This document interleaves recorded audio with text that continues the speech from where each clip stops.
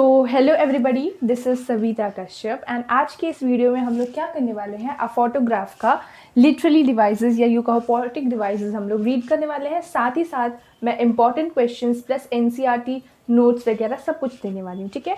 तो please make sure कि तुम लोग पूरा वीडियो अच्छे से देखो, और अगर तुम लोगों ने मेरा पहला का वीडियो नहीं देखा है तो वो भी जाके देख लो, बिकॉज उस वीडियो में मैंने पूरा line by line stanza wise अच्छे से डिस्कस किया है about the poem which is written by Shirley Toulson, ठीक है। So let's get start. We will begin with rhyme scheme. Rhyme scheme क्या होता है? राइम स्कीम पोएम्स में हम मोस्ट ऑफ द पोएम्स में इस्तेमाल किया जाता है एंड राइम स्कीम की हेल्प से कोई भी पोएम जो है वो एक ब्यूटिफुल सा इफेक्ट क्रिएट कर देता है। तो राइम स्कीम हमारे पोएम अ फोटोग्राफ में किधर है? एक्चुअल में हमारा जो पोएम है अ फोटोग्राफ वो फ्री वर्ड्स में लिखा है, यानी कि without any rhyme scheme. Okay, it does not have any rhyme scheme. Next, allusion. Allusion क्या है? Is a reference or an incidental mention of something either directly or by implication. यानी कि किसी चीज़ का mention या तो directly या तो indirectly किसी चीज़ को mention करना ही allusion कहलाता है, किसी incidental को। An example of allusion in this poem is cardboard. Cardboard जो word है ये allusion का एग्जाम्पल है। जैसे कि कार्डबोर्ड का मतलब बहुत कुछ हो सकता है, बहुत कुछ इन द सेंस हम लोग प्रोजेक्ट्स वगैरह बनाने में या काफ़ी चीज़ें हम लोग ड्रॉ करते हैं, मेक करते हैं वगैरह, तो कार्डबोर्ड हम लोग बहुत ज़्यादा जगह पे यूज़ करते हैं। बट यहाँ पे कौन सा कार्डबोर्ड का डिपिक्शन है? तो यहाँ पे कार्डबोर्ड जो है वो फोटोग्राफ को डिपिक्ट कर रहा है, यानी कि कार्डबोर्ड को यूज़ किया गया है एक फ़ोटो को बनाने में। तो this is a meaning of this cardboard. Now we are going to the next literally devices, that is alliteration. Alliteration is the repetition of initial letters, generally a consonant. तो alliteration में हम लोग क्या देखते हैं? रिपीटेशन देखते हैं। किन चीज़ों का रिपीटेशन? कॉन्सोनेंट का रिपीटेशन। कॉन्सोनेंट क्या होता है? सबसे पहले वॉवल को रिकॉल कर लो। वॉवल्स क्या होते हैं? ए ई आई ओ यू। उनको छोड़ के जो भी अल्फ़ाबेट्स होते हैं वो सारे के सारे कॉन्सोनेंट्स होते हैं। तो alliteration जो है वो रिपीटेशन होता है initial letters of consonants of several words marking the stressed syllable in a line of poem. तो वही चीज़ें हैं। एग्जाम्पल क्या है alliteration का हमारे poem में? stood still to smile.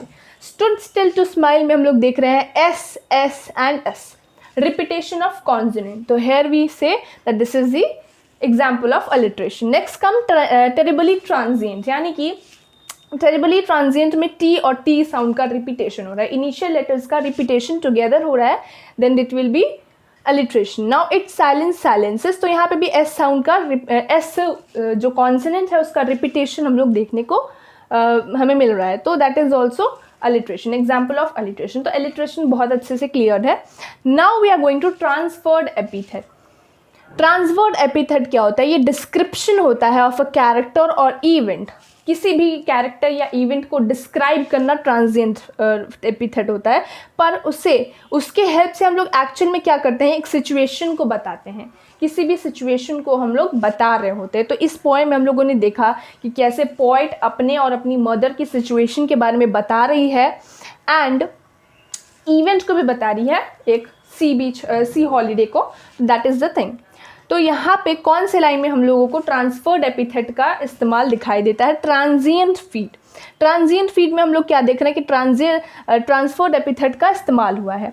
It refers to human feed. Transient feed मतलब होता है कि ह्यूमन का फीड, जो कि एक्चुअल में बता रहा है कि मॉर्टल्स होते हैं ह्यूमन बींग, यानी कि ह्यूमन बींग्स जो हैं वो टेम्परेरी टाइम के लिए होते हैं on the earth.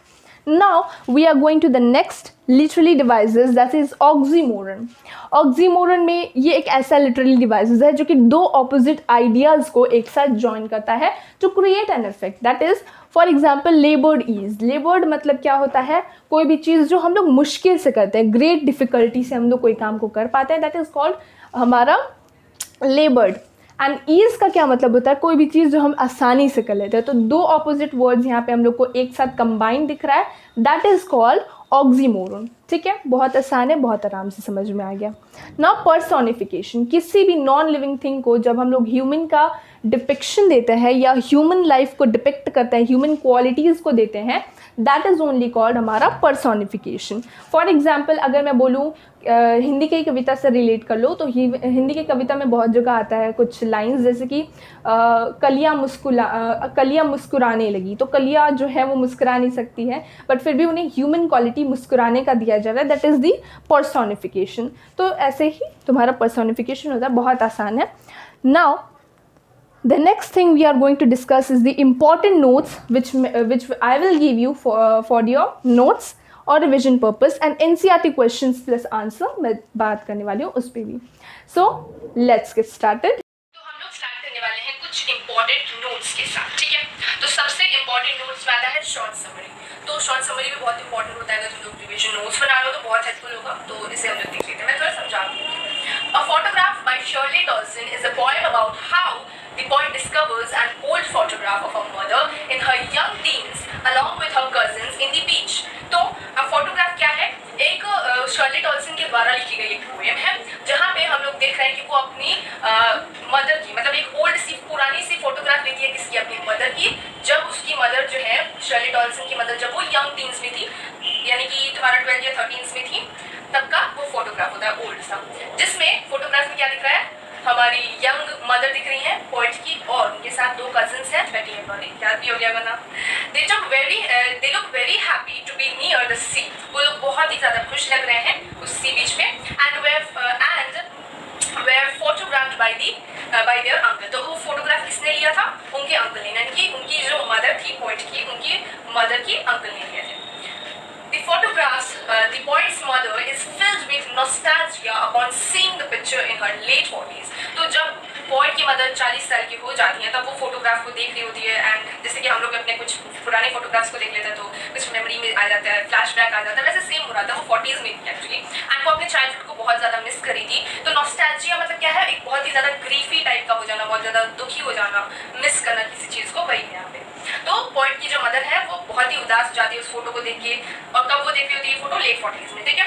Unfortunately the poet had changed upon it again about 12 years ago, यानी कि अब क्या है कि अब 12 साल हो चुके हैं उनकी मदर के डेथ को, एंड जो पोएट है वो उसी फोटोग्राफ को देख के बहुत ज़्यादा उदास है और अपनी मदर को मिस कर रही है। मदर जो है वो उस फोटोग्राफ को देख के थोड़ी सी बहुत ज़्यादा अपने लॉस ऑफ मेमोरी के लिए उदास भी होती थी, और साथ ही थोड़ा सा खुश भी होती थी। क्यों? क्योंकि वो याद करती थी कि कैसे ड्रेस में है वो लोग, कैसे खेल रहे हैं, तो ऑल दिस हैप्पी मेमोरीज उन्हें हैप्पी कर देती थी, but loss of that time makes her feel the grief. Okay. So 12 after her mother had died. अच्छा, the poem does conveys the beauty of photos being able to capture the past. यानी कि ये beauty है, इस point हम लोग देख लेंगे एक फोटो की कितनी इंपॉर्टेंस है, हमारे पास की कुछ फोटोग्राफ्स हमें कितना हेल्प करते हैं हमारी मेमोरीज को याद रखने में, ब्यूटीफुल मेमोरीज को स्पेशली याद रखने में हेल्प करती है। And how memories can be bittersweet as time passes by, मतलब समय तो अब चला गया, वापस लौट कर आएगा नहीं, तो एक मतलब यूँ कहो कि एक हैप्पी मोमेंट हमें फोटोग्राफ के थ्रू मिल जाता है, तो उसकी खुशी होती है, साथ में थोड़ा दुख भी होता है कि आपको समय वापस लौट कर नहीं आएगा। तो this is the short summary, बहुत ही हेल्पफुल होगी, लिख लो या स्क्रीनशॉट ले लो, ठीक है। नाउ दूसरा क्या है? Central idea of the poem, इसका तो मैं नोट्स दे दूंगी, टेलीग्राम चैनल है हमारा, वहाँ पे जाके मैं सारे ही नोट्स एक्चुअली प्रोवाइड कर देती हूँ, तो उसे ज्वाइन कर लो, लिंक डिस्क्रिप्शन में दिया हुआ है, वहाँ से ज्वाइन कर लो और सारे पीडीएफ को ले लो, स्क्रीनशॉट खींचने में बहुत मेहनत लगता है, इसे पढ़ लो।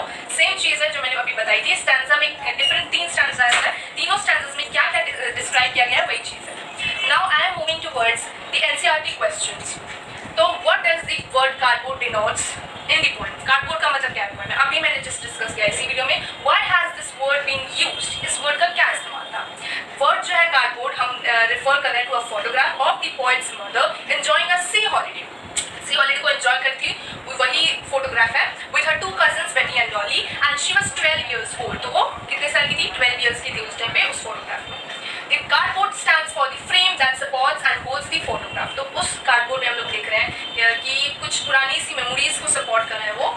It signifies that life is transient। Life जो है ह्यूमंस की वो टेम्परेरी है in the world, and what remains in is an insufficient piece of paper। तो क्या है? मतलब समय बीत जाता है, वापस लौट के नहीं आता, यही है जी, ठीक है। Now we are moving towards the question number 2 actually. What has the camera captured? Camera ने क्या कैप्चर किया? कैमरा ने कैप्चर किया है एक बहुत ही ब्यूटीफुल सी हैप्पी सी memory of the mother of the poet as well as of the mother of the poet also. ठीक है, यही है, रीड कर लो. ठीक है. नाउ क्वेश्चन नंबर 3 में क्या है कि what has not change over years, क्या है जो साल के साथ भी चेंज नहीं हुआ. Does this suggest something to you, क्या ये कुछ सजेस्ट कर रहा है.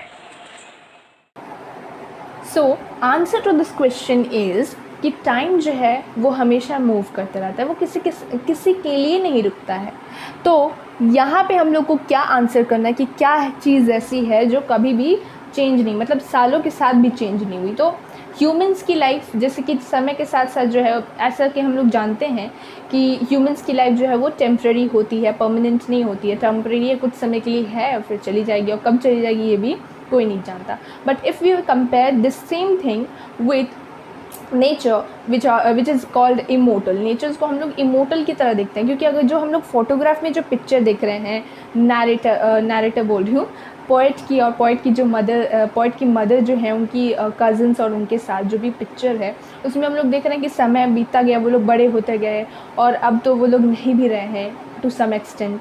नाउ वी आर सेइंग कि ह्यूमंस, इनमें जो उनकी मदर की लाइफ थी वो टेम्पररी थी, बट ह्यूमन जो हमारा नेचर जो है, यानी कि जो सी है, वो बिल्कुल भी चेंज नहीं हुआ, बिल्कुल वैसा है जैसे पहले जो फोटोग्राफ जो खींचा गया था उस समय था. तो यही आंसर तुम लोगों को ऐसे फ्रेम करके एंड लिख देना है. ठीक है. Now question number 4. The poet's mother laughed at the snapshot. What did this laugh indicate. क्यों जो है वो पोइट की मदर हंसती हैं when she saw that photograph after long time. And क्या वो लाफ इंडिकेट करता है. सबसे पहले क्यों हंसती हैं. वो अपनी बचपन की यादें को याद करके बहुत ज़्यादा खुश हो जाती हैं और हंसती क्यों है. मे बी ऐसा अज्यूम किया गया है इस पोएम के थ्रू कि may be on that photograph the way of dressing, यानी कि जिस तरीके से वो और उनकी कज़न्स ड्रेसिंग की हुई है, जैसे वो लोग तैयार हुई है, जो ड्रेसेस पहना उन लोगों ने, वो वे जो है वो देख के पोइट की मदर हंसती थी बहुत ज़्यादा. बिकॉज इट वॉज़ अ वे, मतलब यूँ कह सकते हैं कि शी पॉइंटेड आउट या परहैप्स दे लुक फ़नी. यहाँ पे मेंशन भी किया हुआ कि वो जो है वो लुक मतलब देखने में फ़नी लगते थे उस ड्रेस में. That is why she use to laugh. And what that laugh indicate, क्या उस लाफ से इंडिकेशन हम लोग को मिल रहा है. हम लोग को ये इंडिकेशन मिल रहा है कि पोइट की जो मदर है वो अपने बचपन को कैसे एंजॉय किया. बहुत ही एडवेंचरस बचपन था, बहुत ही अच्छा और ब्यूटीफुल उनका बचपन गया, ये चीज़ था. And at the same time वो नॉस्टैल्जिया से भरी, यानी कि बहुत ही दुखी भी हो जाती थी. क्यों? क्योंकि जो टाइम है वो बीत गया होता है और अब वो बड़ी हो चुकी हैं, एक्चुअली मिडिल एज की हो चुकी हैं. तो अपने बचपन की यादों को मिस भी करी थी एक तरीके से, एंड उस फोटोग्राफ को देख के जो फ़नी चीज़ें थी उन्हें देख के हंस भी रही होती है at the same time. Now we are going to the next question, that is question number 5. क्या what is the meaning of the line both rye with labored ease of loss, यानी कि इस लाइन का मतलब क्या है. तो अगर हम लोग देखें बोथ राय, बोथ मतलब दो जन. कौन दो जन थे हमारे मेन पोएम में? तो पोइट थी और उनकी पोइट की मदर थी. तो यहाँ पे बोला गया है कि दोनों जो है वो सेम लॉस से गुजर रही हैं, सेम टाइप के लॉस से गुजर रही हैं. तो जो पोइट हैं, पोइट की मदर जो है उनकी सबसे पहले बात करें तो वो अपने चाइल्डहुड डेज़ को मिस कर रही थी. ठीक है. And at the same time यहाँ पे जो हम लोग को पोइट दिख रही है वो किन को मिस कर रही थी? वो अपनी मदर के लाफ को, अपनी मदर को मिस कर रही थी. ये थी यहाँ पे आंसर लिखने की मतलब आंसर का जो मेन पॉइंट था वो यही था. ठीक है. तुम लोग को ऐसे ही फ्रेम करना. Now what does this circumstances refer to. This circumstance का मतलब क्या है? दिस सर्कमस्टेंस का मतलब है death of the poet's mother, यानी कि पोइट की मदर की जब डेथ हो जाती है तो उस सर्कमस्टेंस को हम लोग बोल रहे हैं, यहाँ पे रेफ़र कर रहे हैं. तो जैसे ही पोइट की मदर की डेथ हो जाती है, थर्ड स्टैंजा में, यहाँ पे थर्ड स्टैंजा से क्वेश्चन पूछा हुआ है, तो थर्ड स्टैंजा में हम लोग देख रहे हैं कि पोइट की जो मदर हैं वो जब गुजर जाती हैं तो पोइट जो है वो अपने रियलिटी के बारे में बात कर रही होती हैं कि अब मेरी मम्मी जो है, अब मेरी जो मदर है वो नहीं रही, and she was missing her mother at that time. And at the same time वो अब ये कहती हैं कि अब उनके पास कोई भी वर्ड्स नहीं है to explain her grief further, and this is how the poem ends. Now question number 7. 3 stanza थे और वो 3 स्टैंजा 3 डिफरेंट फेजेस को दिखा रहे थे। तो यहाँ पे क्वेश्चन पूछा है कि कौन से 3 फेजेस थे।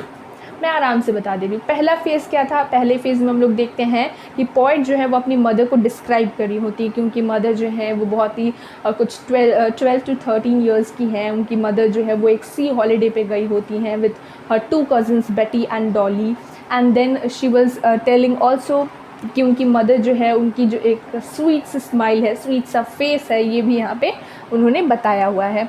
वो ये भी बताती हैं कि उनके जो पिक्चर है वो फ़ोटोग्राफ, जिस मेन फ़ोटोग्राफ पे ये पोएम है, वो फ़ोटोग्राफ किसके द्वारा ली गई होती है, पोएट की जो मदर है उनके अंकल के थ्रू ये फ़ोटोग्राफ ली होती है। ये फर्स्ट पैराग्राफ में, फर्स्ट स्टैंजा में एक्चुअली था।